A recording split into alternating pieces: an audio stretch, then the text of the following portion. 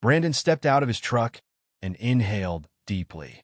The fresh scent of pine trees, mixed with the cool autumn air, felt like home. He was back at Blackwood Lake, a place filled with memories of laughter, fishing, and love. This cabin, built by his grandfather, was not just a wooden structure. It was the heart of his family. It held stories of summers spent by the water, winter evenings by the fireplace, and countless moments he cherished.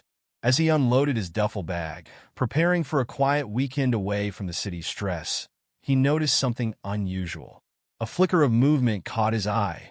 Two men dressed in formal attire were loitering near the edge of his property. They didn't belong here, and he felt a knot tighten in his stomach. "Can I help you?" he called out, his voice firm but calm.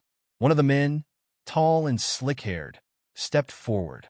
"I'm Ronald, the president of the Silver Pines HOA," he said with a grin that sent shivers down Brandon's spine. "We're here regarding some important updates to property lines." Brandon's heart sank. "What are you talking about?" "This cabin has been in my family for generations. It's not part of any homeowners association," he responded, unable to hide the rising anger in his voice. Ronald didn't seem to care. He held out a piece of paper like it was a badge of honor. "Well, according to our records, your cabin now falls under our jurisdiction. We need to enforce some standards here," he said, his tone dripping with condescension. "Standards?" Brandon echoed, feeling the heat of indignation rise. "You can't just claim my property like this." But Ronald merely shrugged. "You'll receive official documentation soon. We're just doing our duty." With that, he turned and walked back to his colleague, leaving Brandon standing in disbelief. Back in the city, Brandon couldn't shake off that strange encounter. The next few days dragged on, each one a battle against a growing sense of violation. A flurry of letters from the Silver Pines HOA flooded his mailbox, each one more ridiculous than the last. They complained about unauthorized paint color, the way he maintained his lawn, and even the age of the cabin. With every letter, it felt like they were trying to chip away at the very essence of what made the cabin his. One letter in particular made him see red. It detailed a long list of violations and listed fines that would skyrocket if he didn't comply within 30 days. "How dare they?" he muttered, gripping the paper so tightly that it crumpled in his hands. With a sigh of frustration, he marched to the fireplace in his apartment, tossed the letter into the flames, and watched it curl and blacken. But as satisfying as that felt, he knew it wouldn't end the problem. Burning their notice was just a momentary relief. Deep down, he felt a rising storm inside him, as if a fire was igniting, pushing him towards action. He was determined not to let them intimidate him or take away what was rightfully his. The next weekend, he drove back to the cabin, hatching a plan. He needed to gather proof of the HOA's overreach. Armed with a camera, he resolved to document everything. He would photograph any letter they sent, take notes during his visits, and contact local authorities if necessary. As he arrived at the cabin, the familiar scenes filled him with warmth. The wooden porch that creaked underfoot, the smell of pine and fresh air. But as he stepped inside, he felt a sense of duty replace the comfort. He needed to protect this space that held the legacy of his family. Brandon spent the weekend fixing small things around the cabin. He replaced a broken light, cleaned the dusty shelves, and lit a fire in the fireplace. As the flames danced, memories flooded his mind. Fishing with his father, the stories his grandfather told, and the laughter that echoed off the wooden walls. Those moments were part of him, and he would fight to keep them alive. However, he knew that it wouldn't be easy. The HOA had shown their determination to force compliance and assert control. Although ominous, their actions did not frighten him. They fueled his resolve instead. Each time he heard the wind rustling through the trees, it felt like the whispers of his grandfather, reminding him to stand firm. He decided he would return to the county's office next week, dig deeper into the HOA's claims, and find out what was really happening. With every passing moment, Brandon's anger transformed into a plan, a strategy to confront the threat heading toward his home. Yet, unbeknownst to him, the storm was quickly gathering. The HOA was not just an annoyance. They were cunning and relentless. What had begun as a property dispute was about to spiral into something far more sinister than he could have ever imagined. Would he be able to hold on to his family's legacy against such greed? Only time would tell, but Brandon was ready to face the winds of change, prepared to fight for what was rightfully his. Only time would tell if Brandon could hold on to his family's legacy against the gathering storm, but he had no intention of going down without a fight. As he woke up the next morning, the sun peeked through the pine trees, casting playful shadows across the cabin floor. Yet, a sense of unease gnawed at him. With each sip of coffee on the wooden porch, the stillness around him felt deceptive. He could sense the tension in the air, as if the entire forest was holding its breath in anticipation. After breakfast, he grabbed his camera and headed out. His goal was clear. He would document every inch of the cabin and the surrounding land. Each photograph would serve as evidence of the care and love that had kept this place thriving. The crisp autumn air filled his lungs as he walked down to the lake, where the water shimmered under the morning sun. He captured the golden leaves falling gently from the trees, the small boat tied up along the shore, and the old fishing gear hanging from the cabin wall. As he wandered, Brandon felt a surge of determination filling him. He could picture his grandfather's smile, the way his eyes twinkled as he shared stories of their family's history, their struggles and victories. That was what fueled him now. "I will protect this," he said to himself, the resolve solidifying with each photo he took. Just as he was about to head back, he noticed a familiar figure along the shore. It was Mrs. Thompson, an elderly woman who lived 2 cabins down. Though their paths crossed infrequently, they shared a connection stemming from their love for the lake. Unbeknownst to him, she may hold vital information. "Good morning, Mrs. Thompson," he called, waving. Her sun-kissed face broke into a warm smile. "Brandon, how lovely to see you. I didn't expect you this weekend. Is everything all right?" Brandon hesitated, but her concerned expression urged him to speak. "Well, not quite. The HOA is making things difficult. They claim my family's cabin doesn't meet their standards, and they've got all sorts of rules I've never heard of." Mrs. Thompson's expression shifted from curiosity to concern. "Oh dear, I'm afraid you're not the only one dealing with them. I've heard whispers of their tightening grip around the lake. They've been demanding absurd changes across the board." Brandon swallowed hard, sensing the weight of her words. "What do you mean?" She stepped closer, lowering her voice. "They're trying to push out anyone who doesn't fit their mold. Last week, they posted notices at some cabins, claiming supposed violations. My neighbor had to spend a fortune on his property just to stay in compliance. It used to be so peaceful here, but now," as she trailed off, Brandon felt a mix of anger and dread rising within him. This can't be happening. People shouldn't have to fight to keep their homes. "No, they shouldn't," she agreed, her eyes sparkling with determination. "But they have the resources and the will. You can't let them intimidate you. Fight back, Brandon. We have to stand together." Her words struck a chord with him. Perhaps there were others who felt the same way he did. A plan began to form in his mind. "Do you think we could gather a few of the neighbors? If we all share our stories, we might have a chance at confronting them together." Mrs. Thompson nodded enthusiastically. "Absolutely. I've been meaning to organize a meeting. Let's spread the word. People need to know they're not alone." That evening, as he prepared for their gathering, Brandon felt a renewed sense of hope. Around the dining table in the cabin, under the soft glow of an oil lamp, he laid out his plan. The importance of unity danced in his mind. If they fought individually, they would be picked off one by one, but together they could create a force substantial enough to challenge the HOA. As night fell, the darkened woods echoed with a different sort of energy.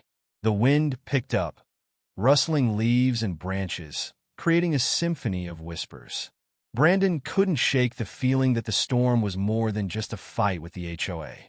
It was a deeper struggle for the soul of Blackwood Lake.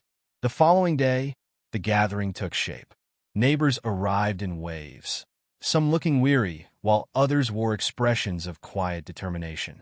They filled the cabin, warmth and camaraderie replacing fears of the HOA's threat. Brandon eagerly took the lead, sharing what he had learned from Mrs. Thompson and his plans for resistance. One by one, the neighbors chimed in. Stories unfolded like pages of a book, each person revealing their challenges. There was the family who had been told to remove their dock, another couple who faced hefty fines for improper landscaping, and an elderly man venting about unneeded renovations to his cabin, a place that had stood unchanged for decades. As Brandon listened, he felt a blend of anger and inspiration. This was not just about his cabin anymore. It was about sharing the history of their collective homes and standing together against those trying to erase it. They were a community bound by their love for this land and their shared memories. When everyone had spoken, silence fell over the room. The weight of their stories hung in the air, and Brandon knew this was a turning point. We can't let them intimidate us any longer. We need to voice our opposition, he declared, his voice firm. We will gather signatures, document every violation, and show them that we stand united in this fight. The room erupted with nods and murmurs of agreement. Hope replaced fear, and the spark of resistance ignited.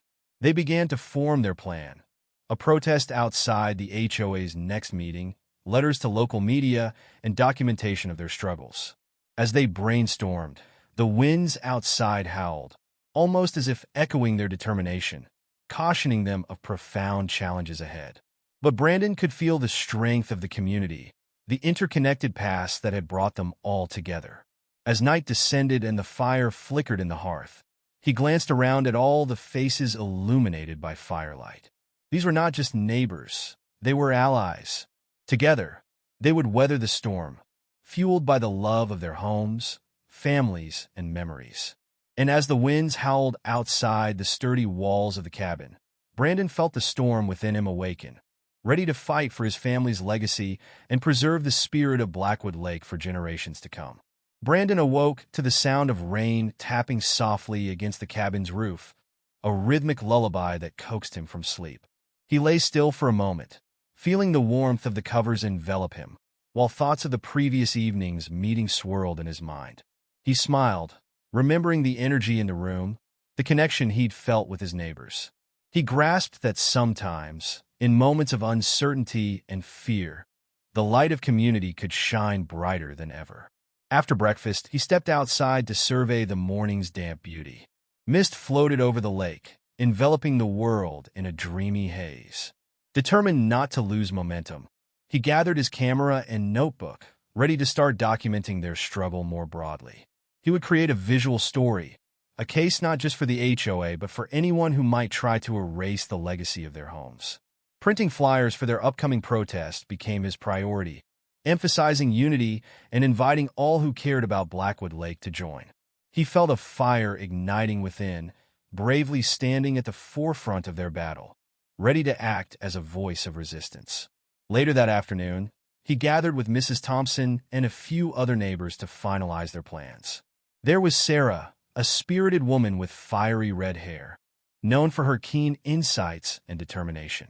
She'd been the first to speak up during their last meeting. Then, there was Kyle, an old fisherman who seemed to know every ripple in the lake. His gruff demeanor belied a tender heart for the community. As they crowded around the table with flyers spread out before them, Brandon felt the camaraderie grow. "What if we also start a petition?" Kyle suggested, a glint of mischief in his eye. "If we can gather signatures before the protest, it'll show them how many of us are standing together." "Yes, we can circulate it around the area and even reach out to homes that aren't represented here. Some might not know what's happening," Brandon replied eagerly. "Agreed.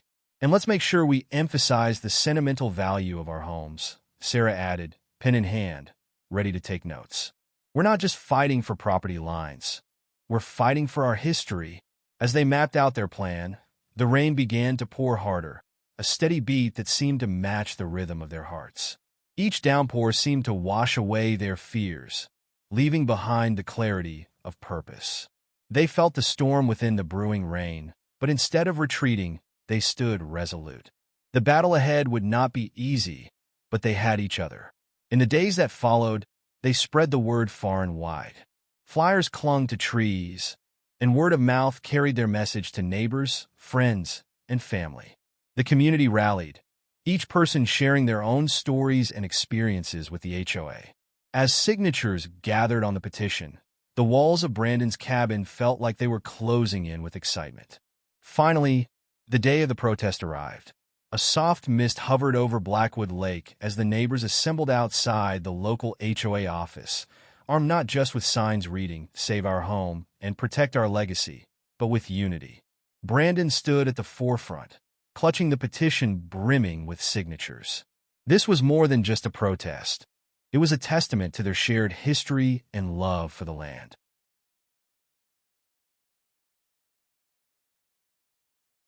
As they lined up, each face reflected determination and solidarity. Brandon couldn't help but feel a swell of pride. He had transformed from a solitary figure battling bureaucracy into a representative of a courageous community. The protest began quietly but quickly gained momentum. As they raised their voices, Brandon felt the energy ignite around him. Neighbors shared their stories, each one more poignant than the last. Tales of childhood summers spent at the lake, of family gatherings that had lasted for generations, and of friends who had become like family. The local news, drawn by the growing crowd and their heartfelt stories, showed up with cameras, eager to share the community's struggle. As a reporter approached, Brandon felt a knot in his stomach, but also a surge of adrenaline. This was the moment to make their voices heard beyond the lake. He stepped forward, clutching his petition tightly as he spoke into the camera. "We're not just fighting for our homes. We're fighting for our history, our memories, and our place in this community. The HOA's rules and regulations threaten that, and we will not stand for it." As the crowd cheered behind him, waves of relief washed over him. It felt like the storm was finally turning in their favor. Later that day, as rain droplets began to fall again, Brandon and his neighbors trudged back toward the cabin, damp but exhilarated. Their voices had carried through the storm, and on this day, they weren't just standing in the shadows. They had planted their feet firmly on the ground. "That was incredible," Sarah said, her cheeks flushed with enthusiasm. "I didn't realize how many would come out and support us." "Yeah, and I think the HOA will have to listen now," Kyle added, his normally rough exterior softening with hope. "We're not just individual cabins anymore. We're a strong community." As Brandon stepped into the cabin, he felt a sense of gratitude wash over him. The flames crackled gently in the fireplace, and he looked around at the photos of his family adorning the walls, each one reminding him of the legacy he fought for. But the battle was far from over. As they settled in for the night, plans formed in his mind. They would need to stay focused and organized. The HOA had resources and they would want to retaliate. Brandon knew that they could easily dismiss their concerns if they remained divided or backed down. But for now, around the flickering light of the fire and the warmth of shared laughter, he felt a surge of hope. Together, they could withstand any storm. The love for their homes, their memories, and their community would forge an unbreakable bond. Soon, they would learn if their voice was enough to turn the tide. As the rain pounded against the windows, Brandon couldn't help but wonder what lay ahead. Would the united front they created truly be enough to stave off the overwhelming force of the HOA? The winds howled outside, but inside, amongst his neighbors, he felt sheltered by their collective strength, a strength that was beginning to feel like a beacon of light in the stormy night. The days that followed were a whirlwind of activity. Brandon and his neighbors worked tirelessly to keep the momentum going, attending town hall meetings, writing letters to the local newspaper, and spreading the word about their cause. The community came together in a way that had never been seen before, with people from all walks of life showing their support for the cabins and the lake. As the pressure mounted, the HOA began to feel the heat. They had never expected such a strong backlash from the community, and they were starting to realize that they had underestimated the determination of the cabin owners. One day, Brandon received a call from the HOA's president, inviting him to a meeting to discuss the situation. Brandon was wary, but he agreed to attend, bringing along Sarah and Kyle for support. The meeting was tense, with the HOA representatives trying to intimidate and bully them into backing down. But Brandon and his neighbors stood firm, refusing to give in to their demands. "We're not just fighting for our homes," Brandon said, his voice steady and calm. "We're fighting for our community, our way of life, and our memories. We won't let you take that away from us." The HOA representatives sneered and scoffed, but Brandon could see the doubt in their eyes. They were starting to realize that they were in over their heads. Just as it seemed like the meeting was going to end in stalemate, a surprise visitor arrived. It was the mayor of the town, who had been watching the situation unfold from the sidelines. I've been following this story, and I have to say, I'm impressed by the passion and dedication of the cabin owners, the mayor said, smiling at Brandon and his neighbors. I think it's time for us to take a closer look at the HOA's rules and regulations, and see if they're truly in the best interest of the community.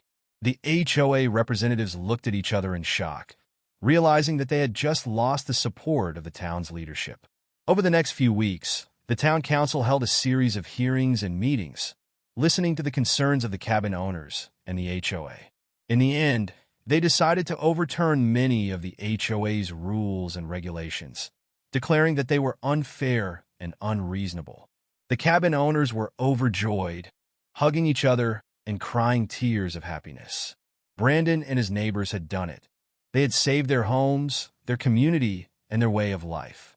As the news spread, the town came together to celebrate. There were parades and parties, and the lake was filled with boats and swimmers. The cabin owners had never felt so proud and grateful to be a part of such a wonderful community. Brandon looked out at the lake, feeling a sense of peace and contentment wash over him. He knew that the fight had been worth it, and that he had made a difference. "I'm so glad we did this," Sarah said, putting her arm around him. "We couldn't have done it without you, Brandon." Brandon smiled, feeling a sense of pride and belonging. "We did it together," he said. "We're a community, and we're stronger than ever." As the sun set over the lake, Brandon knew that this was just the beginning. There would be more challenges ahead, but he was ready. He had found his voice, and he had found his community. Together, they would face whatever came next, knowing that they were stronger than any storm. Years went by, and the cabin owners continued to thrive. The lake remained a beloved gathering place, and the community continued to grow and flourish. Brandon's cabin became a symbol of the power of community and determination, and he remained a leader and a champion of the cause. One day, as Brandon sat on his porch, watching the sunset over the lake, he felt a sense of pride and satisfaction. He had fought for what he believed in, and he had won. He had found his place in the world, and he had found his community.